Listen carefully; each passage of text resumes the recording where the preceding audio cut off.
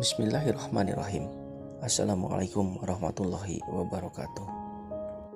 Sahabat yang budiman, kisah ini berasal dari seorang ulama besar dan seorang guru yang memiliki ribuan murid.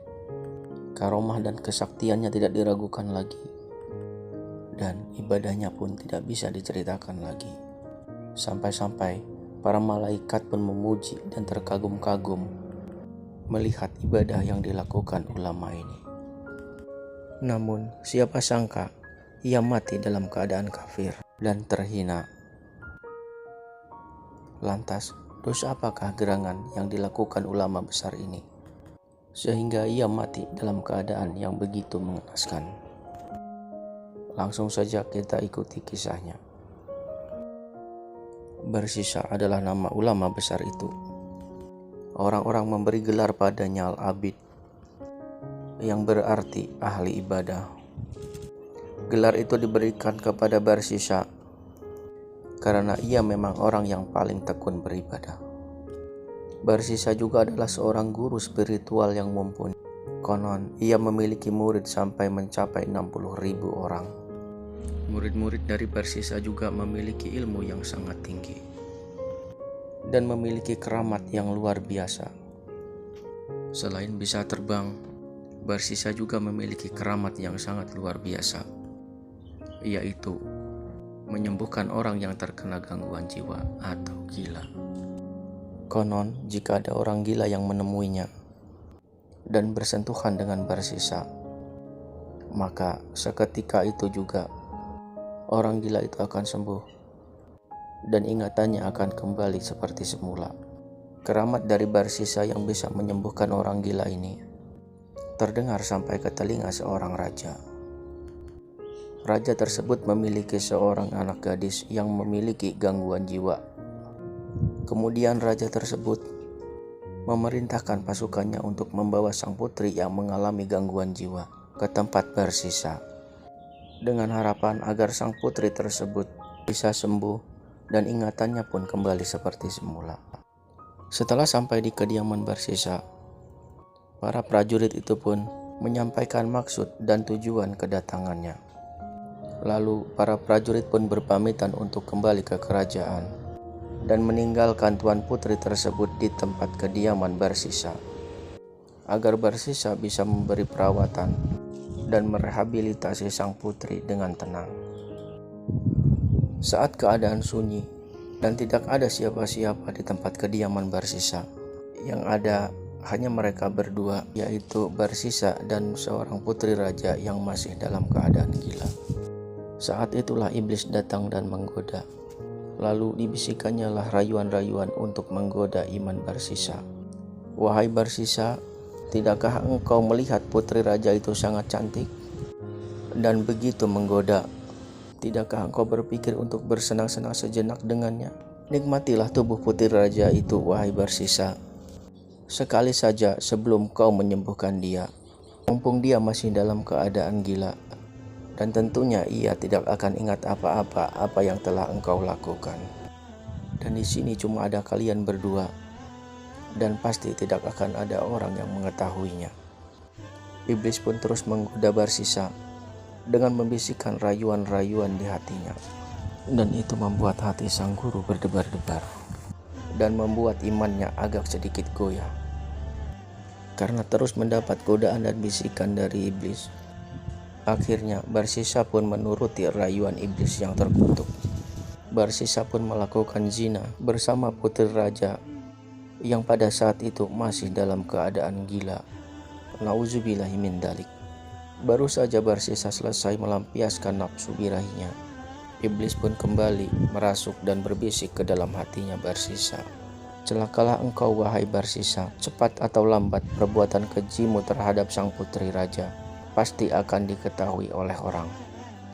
Tentu sang raja tidak akan terima atas perbuatanmu, wahai Barsisa. Engkau adalah orang yang terkenal sebagai orang ahli ibadah. Jika aibmu ini diketahui oleh orang banyak, maka reputasimu sebagai orang alim akan hancur, nama baikmu akan tercemar, dan semua orang akan mencapakanmu bagai sampah. Hati Barsisa pun mulai dirundung rasa ketakutan dan kecemasan yang luar biasa. Dalam hati Barsisa bertanya-tanya, apa yang harus aku lakukan untuk menutupi aibku ini? Jangan sampai orang lain mengetahui apa yang telah kuperbuat kepada putri raja ini. Di tengah kebimbangan Barsisa yang begitu dahsyat, iblis pun datang memberi solusi dan berbisik ke dalam hati Barsisa. Bodoh sekali kamu Barsisa, tinggal kau bunuh saja wanita itu, lalu kuburkan dalam-dalam. Itu tentunya tidak akan ada orang yang tahu. Jika prajurit kerajaan datang untuk menjemput sang putri, kau bilang saja bahwa putri sudah sembuh. Ia memutuskan untuk pulang tanpa menunggu kalian semua. Dan semua masalahmu akan beres Barsisa.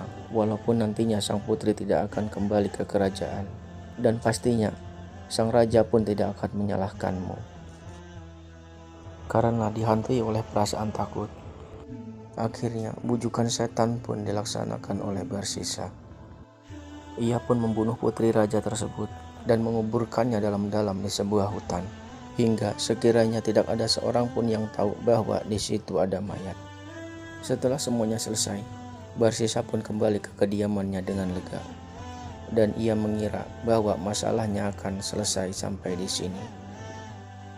Iblis yang memang bertugas untuk menghancurkan dan menjerumuskan orang yang beriman ke dalam jurang kenistaan, ia telah berhasil membuat seorang alim menjadi seorang yang nista.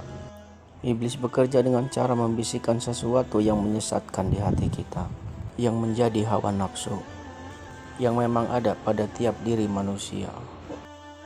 Namun bukan iblis namanya apabila ia tidak bisa membuat tipu muslihat dan taktik untuk menghancurkan manusia.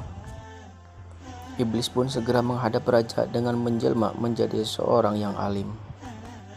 Kemudian ia menceritakan apa yang dilakukan oleh Barsisa kepada putrinya. Sang raja yang sudah termakan hasutan iblis pun menjadi murka dan mengirim utusan untuk menangkap Barsisa di kediamannya.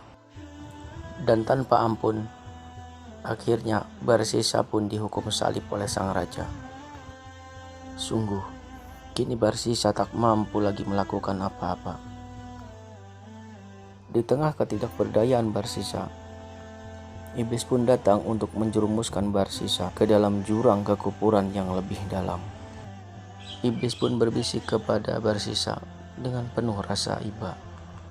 Alangkah malangnya nasibmu wahai Barsisa. Engkau kini dihukum salib oleh sang raja. Tapi kau jangan khawatir, pasti aku akan menolongmu. Tapi ada satu syarat yang harus kau penuhi wahai Barsisa.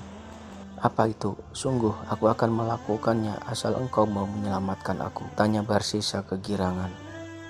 Sembahlah aku, mintalah pertolongan padaku.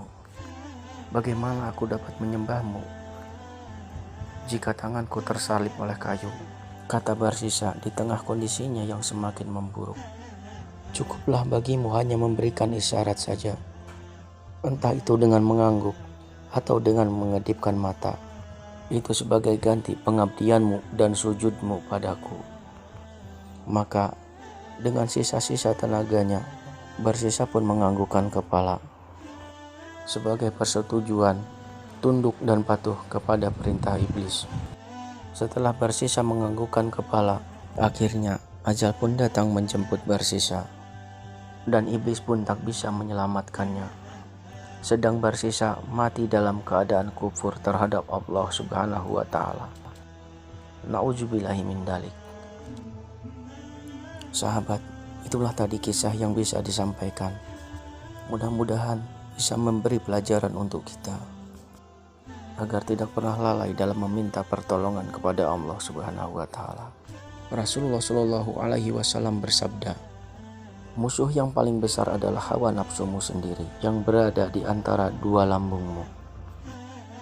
Sahabat, kisah ini ada di dalam kitab Mukhtasar Tazkiratul Qurtubi, karya ulama kenamaan Syekh Abdul Wahab Asy-Syarrani. Mudah-mudahan bermanfaat. Wassalamualaikum warahmatullahi wabarakatuh.